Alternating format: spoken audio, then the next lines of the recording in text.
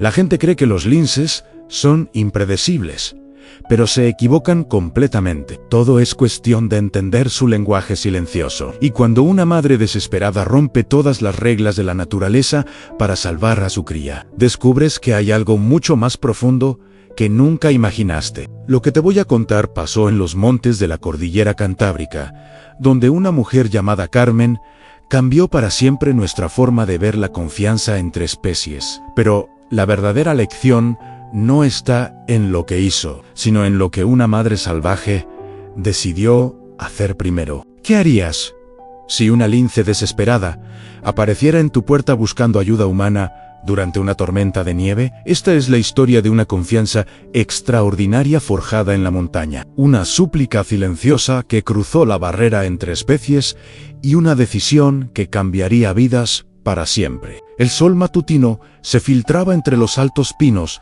que rodeaban la cabaña aislada de Carmen Vega en las estribaciones de la cordillera Cantábrica, en Asturias. A los 42 años, Carmen había dejado atrás una exitosa pero insatisfactoria carrera como abogada corporativa en Madrid, para perseguir su sueño de toda la vida en la fotografía de fauna salvaje. Llevaba 3 años en su nueva vida y había publicado 2 libros muy bien recibidos de fotografía de naturaleza. Ahora trabajaba en un tercero, enfocado en la esquiva fauna del wilderness cantábrico. La antigua cabaña de su abuela, renovada con comodidades modernas, pero conservando su encanto rústico, se asentaba en 20 hectáreas de bosque. El aislamiento le convenía perfectamente a Carmen. Su vecino más cercano estaba a 2 kilómetros por el sendero serpenteante de tierra, y el pequeño pueblo de Picos de Luna quedaba a 30 minutos en coche. Aquí, rodeada por los sonidos de la naturaleza, en lugar de bocinas y charlas de oficina, había encontrado la paz que buscaba. El ritual matutino de Carmen permanecía invariable sin importar el clima o la estación. Se levantaba con el sol, preparaba un café fuerte y se sentaba en su porche cubierto, observando cómo despertaba el bosque. Su cámara siempre descansaba en la pequeña mesa junto a su mecedora, lista para capturar cualquier cosa interesante. Este ritual matutino le había dado algunas de sus fotografías más preciadas a una zorra con sus cachorros, una familia de tejones lavando su desayuno en el pequeño arroyo que atravesaba su propiedad, e incontables aves desde petirrojos hasta águilas reales. Fue durante una de esas mañanas, a principios de octubre, cuando las montañas explotaban con colores otoñales, que Carmen vio por primera vez al lince. El felino salvaje había aparecido en el borde del claro que rodeaba su cabaña. Su pelaje leonado manchado de negro se confundía perfectamente con las hojas caídas. Carmen se había quedado inmóvil a mitad del sorbo, cuidando de no hacer movimientos bruscos que pudieran asustar a la criatura. Lentamente había alcanzado su cámara y capturado una serie de fotografías mientras el lince inspeccionaba el área con ojos alerta e inteligentes antes de desaparecer de vuelta en la maleza. El encuentro duró menos de 1 minuto, pero llenó a Carmen con una alegría indescriptible. Los linces eran criaturas notoriamente tímidas, rara vez vistas por humanos, a pesar de su presencia relativamente común en el wilderness cantábrico. Que uno se aventurara tan cerca de su cabaña era extraordinario. Durante la siguiente semana, el lince apareció 3 veces más, siempre al amanecer, siempre manteniendo una distancia prudente de la cabaña. Carmen comenzó a notar patrones en su comportamiento, como emergía del mismo grupo de rododendros, como se detenía a olfatear el aire, como sus orejas puntiagudas se alzaban ante el menor sonido de la cabaña. «Eres una hermosa hembra, ¿verdad?», murmuró Carmen después de observar al lince durante casi 2 semanas. El tamaño ligeramente mayo del animal y la forma en que se movía sugerían que era hembra, posiblemente una adulta joven. A través de su lente telefoto, Carmen podía ver que la gata estaba delgada, tal vez demasiado delgada. El invierno que se acercaba sería duro para muchas criaturas del bosque, pero especialmente para los depredadores si las presas escaseaban. Tomando una decisión que iba contra la sabiduría convencional de manejo de fauna, pero siguiendo su corazón, Carmen comenzó a dejar pequeñas cantidades de comida, principalmente palo crudo, en el borde del claro. La colocaba lo suficientemente lejos de la cabaña para no asustar al lince, pero lo bastante cerca para poder observar desde su porche. Las primeras ofrendas desaparecieron durante la noche, llevadas por mapaches o tejones. Sospechaba Carmen, pero en la quinta mañana presenció al lince acercarse cautelosamente al pequeño plato, olfatear el pollo tentativamente y luego consumirlo rápidamente antes de retirarse a la seguridad del bosque. «Ahí tienes», dijo Carmen suavemente, «solo un poco de ayuda para pasar el invierno». La alimentación se convirtió en parte de la rutina de Carmen. Tenía cuidado de no proporcionar demasiado, solo lo suficiente para suplementar la dieta natural del lince, no reemplazarla. Investigó extensamente sobre linces y consultó por email con una bióloga de fauna de la Universidad Estatal sobre la ética y practicidades de sus acciones. La alimentación suplementaria limitada no es ideal, pero probablemente no creará dependencia si se hace correctamente. Le había respondido la doctora Elena Martín. Mantén lo mínimo e irregular, y absolutamente mantén distancia en todo momento, tanto por tu seguridad como por el comportamiento salvaje continuo del lince. Carmen siguió este consejo meticulosamente. A veces dejaba comida, a veces no. Nunca intentó acercarse al lince o animarlo a aproximarse más a la cabaña. Su relación, si podía llamarse así, era de respeto mutuo y distancia. Cuando noviembre se convirtió en diciembre y las primeras nevadas cubrieron las montañas, las visitas del lince se volvieron más regulares. Carmen comenzó a notar cambios sutiles en el comportamiento de la gata salvaje. Aunque seguía siendo cautelosa, permanecía más tiempo en el claro, a veces sentándose bajo el débil sol invernal después de consumir la comida que Carmen había dejado. Una vez, incluso, permaneció cuando Carmen salió al porche, simplemente observándola con esos intensos ojos dorados antes de retirarse sin prisa al bosque. «Creo que nos estamos haciendo amigas», le dijo Carmen a su hermana Kate durante su llamada telefónica semanal. «Bueno, no exactamente amigas, más bien coexistidoras pacíficas». Kate se rió. «Solo a ti se te ocurriría usar una palabra como coexistidoras, Carmen. La mayoría de la gente adopta gatos o perros como mascotas. ¿Sabes? Animales domésticos, normales que no tienen garras que podrían destriparte». «No es una mascota», corrigió Carmen firmemente. «Es un animal salvaje que a veces acepta comida mía. Hay una gran diferencia. ¿Le has puesto nombre? No, no le he puesto nombre. Eso sería cruzar una línea, pero sí, estoy bastante segura de que es hembra». Carmen hizo una pausa, considerando si compartir su última observación, y creo que podría ser madre. «Madre.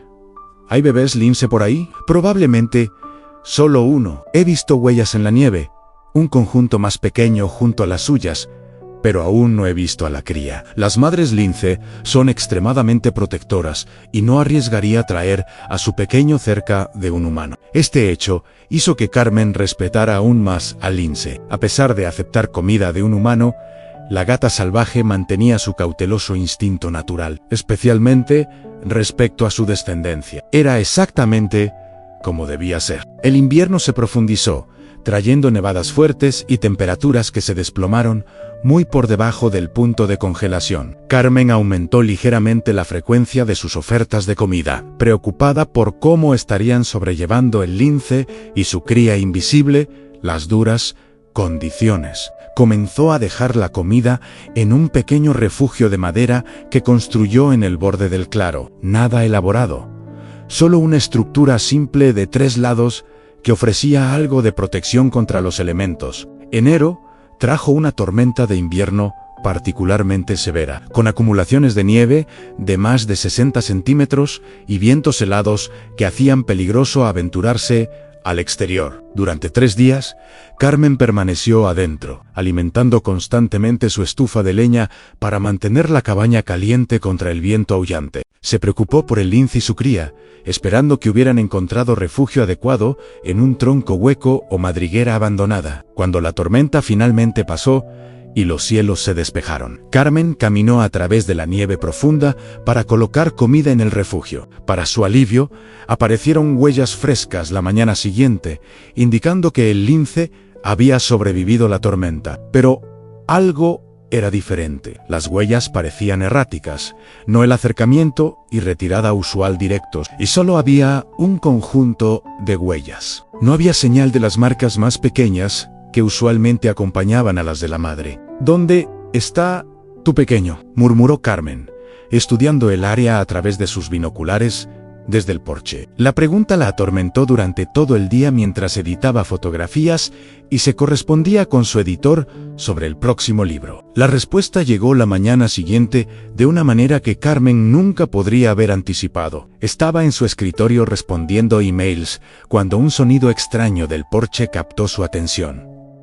No eran los ruidos usuales del bosque, no los carboneros en el comedero o el viento a través de los pinos. Era un ruido deliberado, casi como un rascado en la puerta. Moviéndose cautelosamente hacia la ventana, Carmen se asomó y jadeó. El lince estaba en su porche, algo que nunca había pasado antes. Pero lo que realmente la conmocionó fue lo que yacía a los pies de la gata salvaje Anne. Una pequeña forma desaliñada que Carmen reconoció instantáneamente como una cría de lince. Su pelaje manchado enmarañado con nieve y hielo. «Dios mío», susurró Carmen, su corazón acelerándose. El lince madre la miró directamente a través de la ventana, esos ojos dorados pareciendo comunicar una súplica desesperada. Luego, con un suave resoplido, la gata salvaje retrocedió varios pasos, aún observando la cabaña intensamente. La mente de Carmen se aceleró. Esto iba contra todo lo que sabía sobre el comportamiento de animales salvajes. Un lince madre debería estar protegiendo a su cría en una guarida segura, no trayéndola a una vivienda humana. Algo estaba terriblemente mal. Moviéndose lentamente para no asustar al lince madre, Carmen abrió la puerta lo suficiente para ver más claramente a la cría. Yacía inmóvil, excepto por la subida y bajada superficial de su pequeño pecho. Una de sus patas traseras estaba torcida en un ángulo no natural, y sangre seca manchaba el pelaje alrededor de una herida visible. El lince madre permaneció en el borde del porche, su cuerpo tenso, orejas aplastadas, claramente incómoda con su proximidad a la cabaña, pero no dispuesta a abandonar a su descendencia herido. «¿Quieres que ayude?», se dio cuenta Carmen en voz alta. Las orejas del lince se movieron ante el sonido de su voz, pero no se retiró.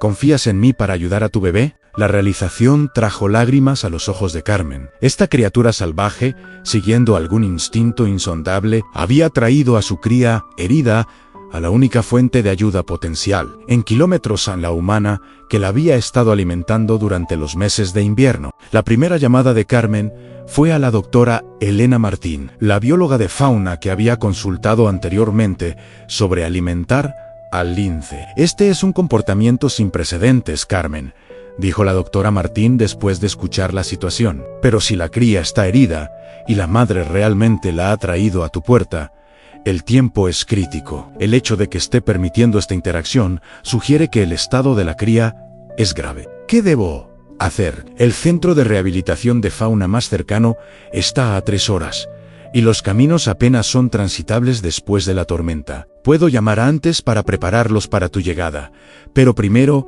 necesitamos contener de forma segura a la cría para el transporte». La doctora Martín hizo una pausa. «Esta es la parte difícil. Tendrás que separar a la cría de la madre». El estómago de Carmen se contrajo ante el pensamiento. «¿Cómo hago eso sin que me ataque y sin traumatizarlas a ambas?». El comportamiento de la madre ya es tan inusual que es difícil predecir su reacción. «Pero si realmente trajo a la cría para que la ayudaras, hay una posibilidad de que permita la intervención». La doctora Martín proporcionó instrucciones detalladas sobre cómo acercarse de forma segura y contener a la cría herida, enfatizando la necesidad de equipo protector y movimientos cautelosos. Armada con guantes de cuero gruesos, una toalla suave y una jaula de transporte que guardaba para llevar aves heridas al centro de fauna, Carmen se preparó mentalmente para la tarea que tenía por delante. Colocó una pequeña cantidad de comida en el extremo más alejado del porche, esperando distraer momentáneamente al lince madre. La madre salvaje observó con intenso enfoque mientras Carmen emergía lentamente de la cabaña, su lenguaje corporal comunicando tanto miedo como una extraña determinación. Cuando Carmen se acercó cautelosamente a la cría herida, el lince madre gruñó bajo en su garganta, pero no cargó ni atacó. En su lugar, paseó ansiosamente en el borde del porche, su mirada alternando entre su cría y la humana que se acercaba. «Está bien», murmuró Carmen, aunque sabía que las palabras no significaban nada para la gata salvaje. «Voy a ayudar a tu pequeño. Te lo prometo». Con manos temblorosas, Carmen envolvió gentilmente la toalla alrededor de la pequeña forma inmóvil de la cría. No ofreció resistencia.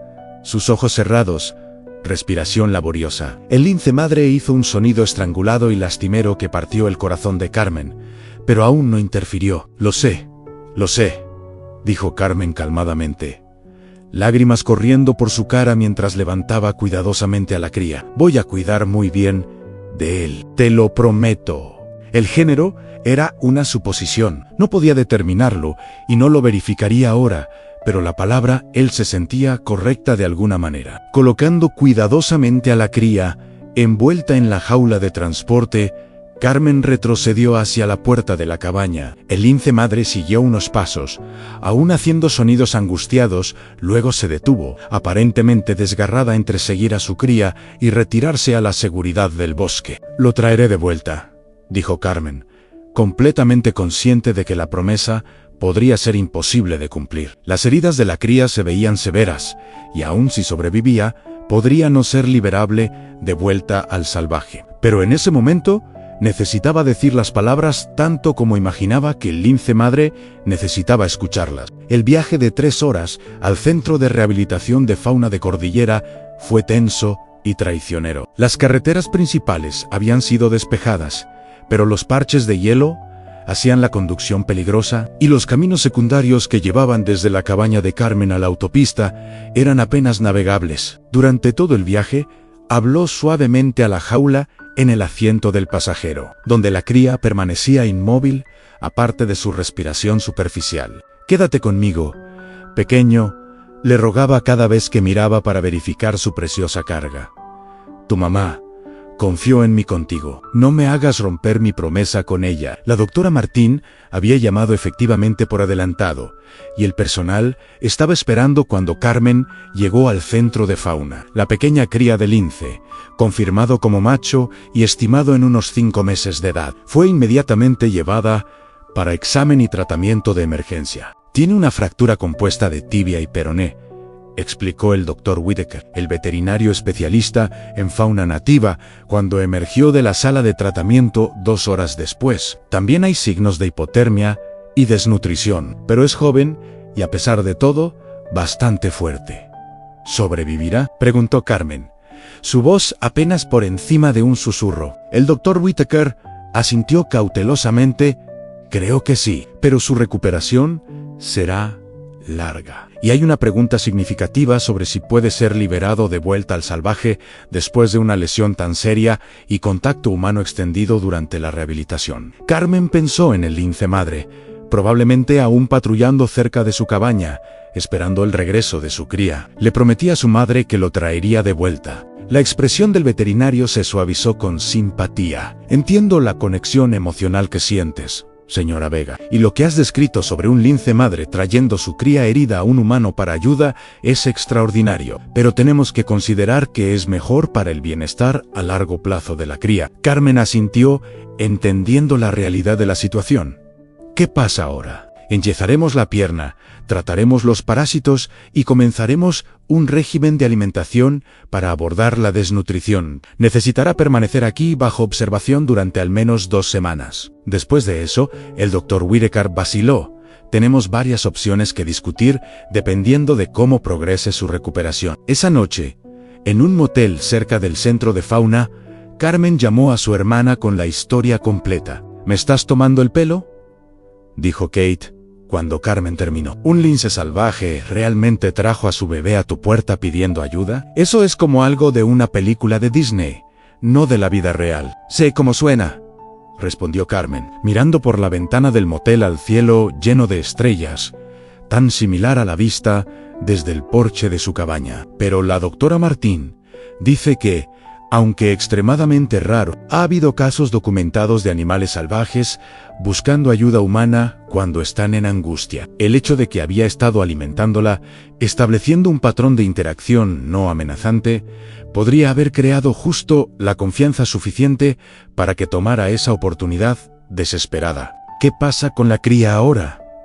¿Y qué hay de la madre? Carmen suspiró, el peso de la responsabilidad pesado en sus hombros. La cría, he empezado a llamarlo Milo en mi cabeza, se quedará en el centro de rehabilitación hasta que su pierna sane. Después de eso, evaluarán si puede ser liberado de vuelta al salvaje. ¿Y si no puede?, preguntó Kate. Entonces, buscarán un santuario de fauna que pueda proporcionar cuidado permanente. Carmen hizo una pausa, considerando algo en lo que había estado pensando durante el largo viaje. O podría aplicar para proporcionarle un hogar. El centro tiene un programa para rehabilitadores de fauna entrenados para albergar animales nativos no liberables. Hubo un largo silencio al otro lado de la línea. ¿Hablas en serio sobre esto?, finalmente dijo Kate, su tono indicando sorpresa más que juicio. Hice una promesa, Kate, a una madre que confió en mí con su hijo cuando no tenía a dónde más recurrir. No tomó eso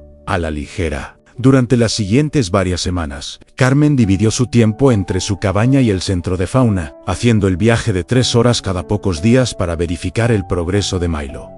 La cría estaba respondiendo bien al tratamiento, su pierna fracturada sanando apropiadamente dentro de su pequeño yeso, su peso aumentando constantemente con la dieta especializada proporcionada por el personal del centro. Durante sus visitas, Carmen observó los protocolos cuidadosos que el personal de rehabilitación seguía para minimizar la impronta humana, usando equipo de alimentación especializado que impedía que Milo asociara a los humanos con comida, limitando el contacto directo y exponiéndolo a elementos y sonidos naturales de su ambiente nativo. Pero a pesar de estas precauciones, se volvió cada vez más claro que la edad joven de Milo al momento de la lesión, combinada con la intervención humana extensiva requerida para su recuperación, estaba afectando su trayectoria de desarrollo. Aunque retenía muchos instintos salvajes, no mostraba ninguna de las respuestas de miedo hacia los humanos que sería necesaria para una reintroducción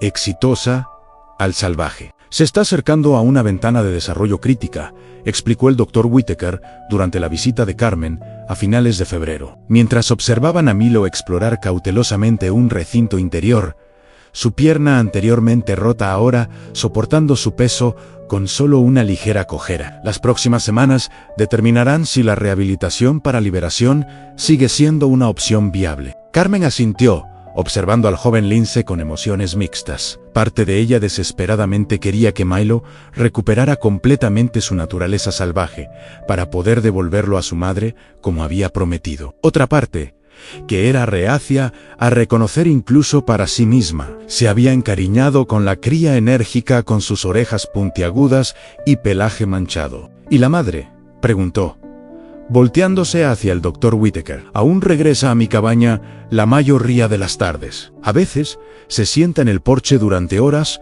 como esperando. La expresión del veterinario era compasiva pero realista. Los linces son solitarios por naturaleza fuera de la temporada de apareamiento y crianza de crías. El vínculo entre madre e hijo naturalmente disminuye cuando las crías maduran. En el salvaje, típicamente, se separarían completamente entre los 9 y 12 meses de edad. Entonces, incluso si Milo pudiera ser liberado, ¿podría no reunirse con su madre? Es posible que pudieran reconectarse, especialmente si es liberado en su territorio natal. Pero es igualmente posible que eventualmente establecieran territorios separados, como harían naturalmente. Esta información le dio mucho que considerar a Carmen mientras conducía de vuelta a su cabaña esa tarde. La narrativa emocional que había construido de reunir a una madre y su hijo podría no alinearse con las realidades biológicas del comportamiento de lince. Sin embargo,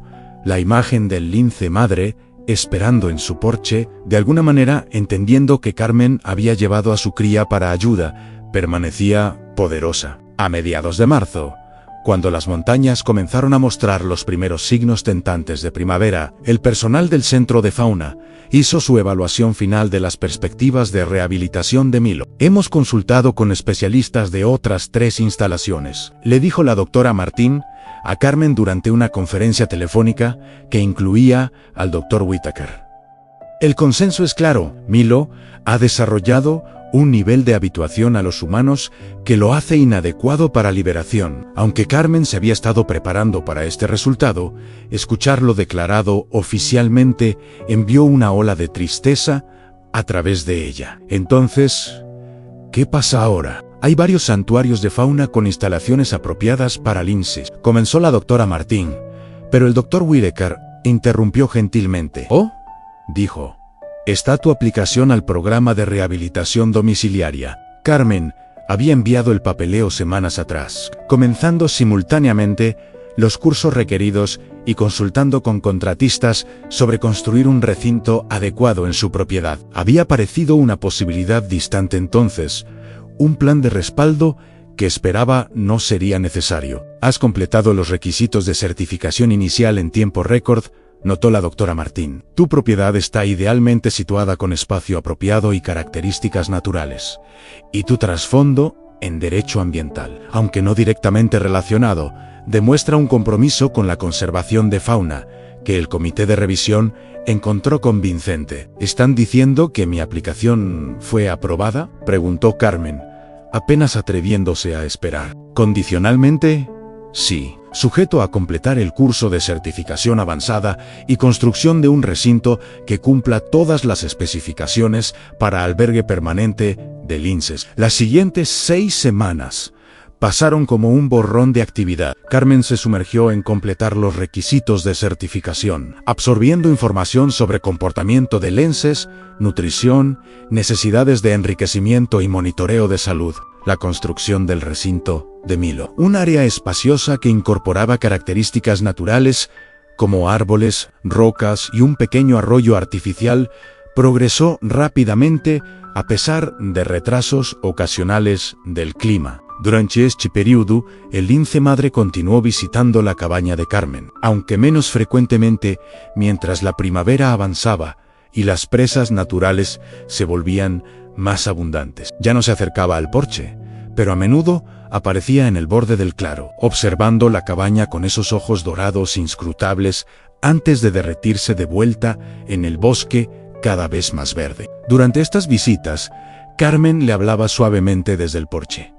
«Está bien», decía en su pierna asanado. «Se está haciendo fuerte». Las palabras no tenían significado para la gata salvaje, por supuesto, pero ayudaban a Carmen a procesar sus sentimientos complejos sobre la situación, la gratitud que sentía hacia esta criatura magnífica que había confiado en ella, la tristeza de que no podía cumplir su promesa exactamente como se había propuesto, y la esperanza de que su solución alternativa aún pudiera honrar esa confianza de alguna manera. A finales de abril, con el laurel de montaña comenzando a florecer y el recinto de Milo finalmente completo, Carmen hizo el viaje al Centro de Fauna una última vez. No como visitante, sino para traer a Milo a casa. El joven lince, ahora de casi 8 meses y considerablemente más grande que cuando lo había envuelto por primera vez en la jaula de transporte esa mañana nevada de enero, viajó en una jaula de transporte especializada en la parte trasera de la SUV de Carmen. El personal del Centro de Fauna había preparado tanto a Carmen como a Milo para la transición tan completamente como era posible, pero el momento de liberación en su nuevo recinto aún era tenso. Carmen se mantuvo bien atrás, mientras el Dr. Whitaker, que los había acompañado para supervisar el proceso, abrió la puerta de la jaula y se alejó. Durante varios minutos largos, Milo permaneció dentro de la jaula, solo su nariz, visible, mientras olfateaba sus nuevos alrededores. Luego, con la deliberación cautelosa característica de su especie, emergió. Sus movimientos eran fluidos, la lesión anterior, evidente solo en la coloración ligeramente diferente del pelaje, que había vuelto a crecer sobre la herida sanada. Carmen contuvo la respiración mientras Milo inspeccionaba su nuevo territorio, moviéndose gradualmente desde el área cubierta cerca de la jaula para explorar los espacios abiertos, estructuras de escalada y lugares de escondite incorporados en el diseño. Mostró particular interés en la característica del pequeño arroyo, acercándose cautelosamente para meter una pata en el agua corriente antes de saltar hacia atrás, luego acercándose nuevamente con más confianza. «Lo está aceptando», dijo el Dr. Whittaker tranquilamente desde junto a Carmen. «Esta es una muy buena señal». Durante los siguientes días, Carmen observó a Milo adaptarse a su nuevo hogar, siguiendo los protocolos cuidadosos establecidos para, si quieres ser uno de los que dicen basta a la vida salvaje en la naturaleza, puedes unirte a nosotros dando me gusta al vídeo y suscribiéndote. Compartiré contigo estas transformaciones y mucho más. No te lo pierdas.